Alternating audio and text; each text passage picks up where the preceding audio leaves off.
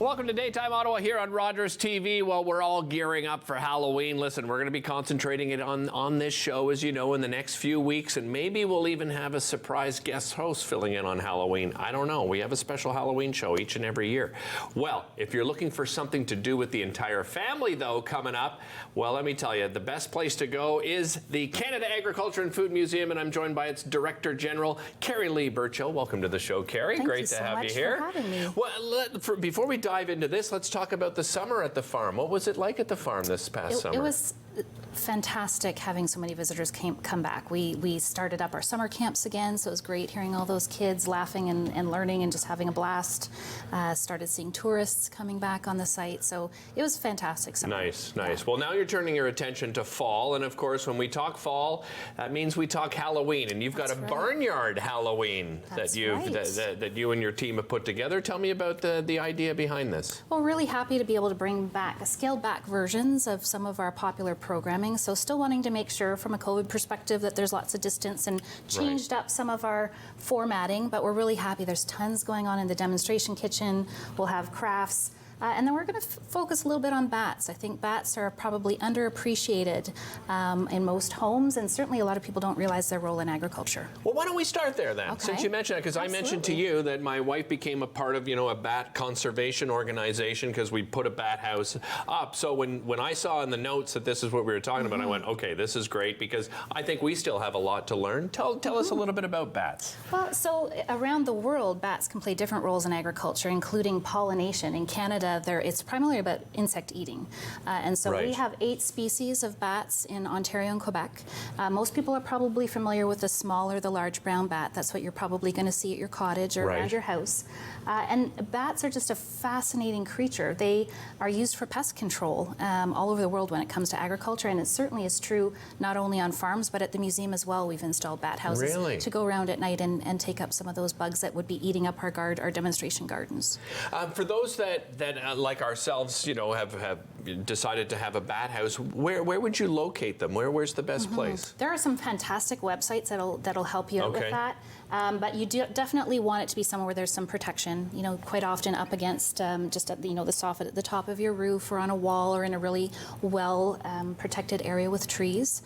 In our case, the one that you'll be able to see best is right outside of our Discovery Park on one of our large barns. You can see the bat house installed there. And when you mentioned how they eat insects, we're talking about like thousands a night, right? Per bat. Some bats, depending on their size, can eat up to 1,000 insects in an hour. In an hour? Holy jeez. And there's a common misconception that that they're a rodent or that they carry a lot of disease. They're a mammal. They're the only mammal that can fly.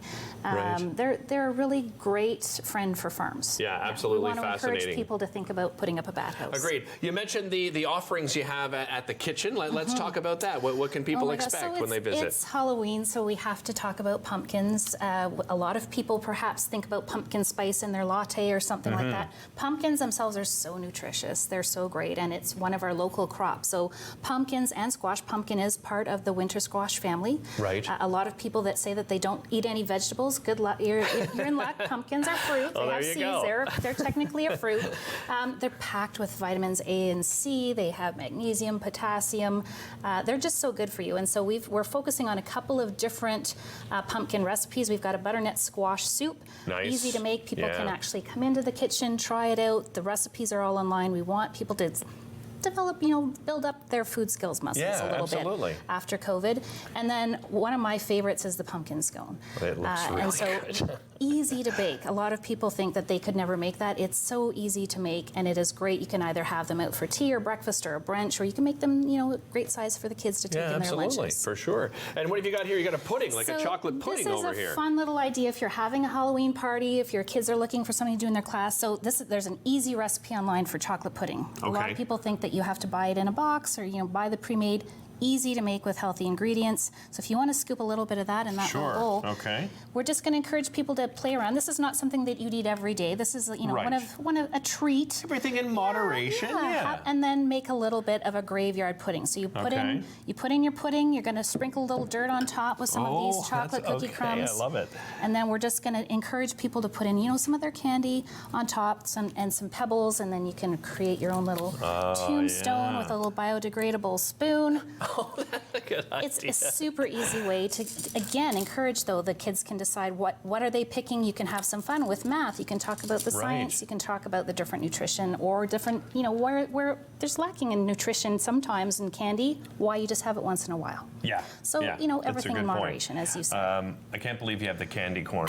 Of course. Well, it's got it has, I find at times the poor candy corn gets a bad reputation, and I love the candy corn. My husband would be so happy you said that. Oh, That's good. his favorite. That's his favorite. All right, let's move on to other things that are happening. You mentioned crafts. What are you encouraging kids to do at the farm? Everything, you know, again, trying to make sure from an inclusion perspective, you know, we can do up a little Halloween card if you want to take it in for your teachers, but you could also turn that into, you know, make a different squash or a different sized pumpkin. Not everybody can, you know, appreciates Halloween or can celebrate Halloween.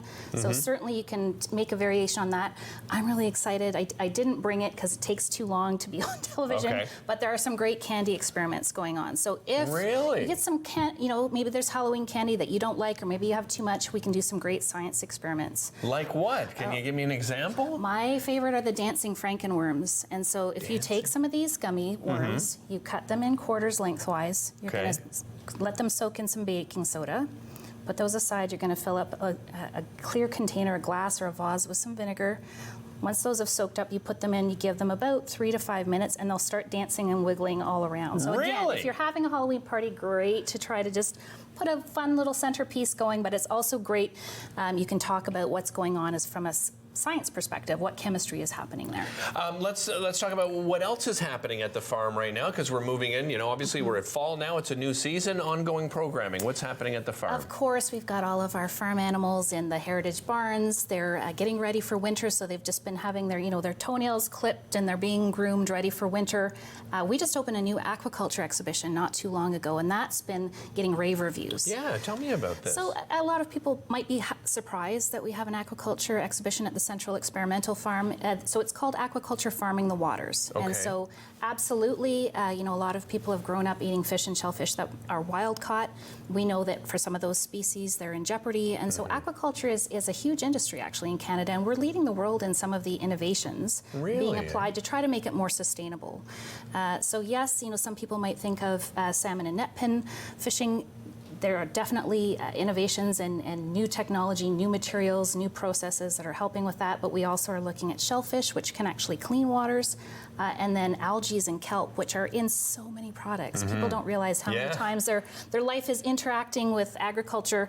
From an aquaculture perspective, you know, if you're using toothpaste, if you're having your shampoo, so many products have different types of seaweed and algae in them as well. Yeah, it's amazing what you can learn at the farm. Kerry, the Barnyard Halloween happening the 29th and 30th. Do you have to pre-register? We encourage people to buy their tickets online ahead of time. It helps us make sure that we're gauging the time and staffing and materials, but there's also an opportunity to walk in as well. Fantastic. A reminder to everybody again, October 29th and 30th at the Canada Agriculture and Food Museum. We just brought up the website.